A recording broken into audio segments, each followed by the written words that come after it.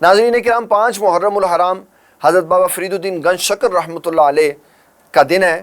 تو اس حوالے سے ایک بڑا مشہور سوال کیا جاتا ہے، آپ کے گھر میں آستانہ شریف پہ ایک دروازہ ہے جس کو جنتی دروازہ کہا جاتا ہے، تو لوگ سوال یہ کرتے ہیں کہ کیا جنت آسمان پر اور جنتی دروازہ زمین پر ایسا ممکن ہے؟ اس کے بارے میں 2 باتیں میں آپ کی خدمت میں عرض کرنا چاہوں گا۔ نبی صلی اللہ تعالیٰ علیہ وسلم آپ ارشاد فرماتے ہیں، اذا مررتم بریاض الجنہ، جب جنت کے باغوں میں سے گزرو، فرتعو، تو چرا کرو۔ عرض کی میرے آقا کریم صلی اللہ تعالیٰ علیہ وسلم یہ جنت کے باغ کیا ہیں؟ فرمایا اللہ کی مسجد جنت کے باغ ہیں۔ تو حضور صلی اللہ علیہ وسلم نے تو ساری کی ساری جنت ہی زمین پہ رکھ دی، اور اگر زمین جنت پہ آ سکتی ہے تو جنت کا دروازہ بھی زمین پہ آ سکتا ہے۔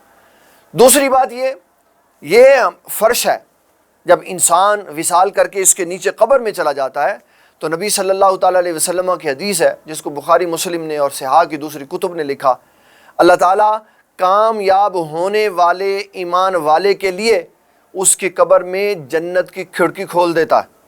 اب جنت 7 آسمانوں سے اوپر، اس کی کھڑکی جو ہے وہ زمین کے نیچے آ سکتی ہے۔ جب رب کائنات جنت کی کھڑکیاں زمین کے نیچے لگا سکتا ہے، جنتیں پوری کی پوری زمین کے اوپر رکھ سکتا ہے، تو جنتی دروازہ بھی بن سکتا ہے۔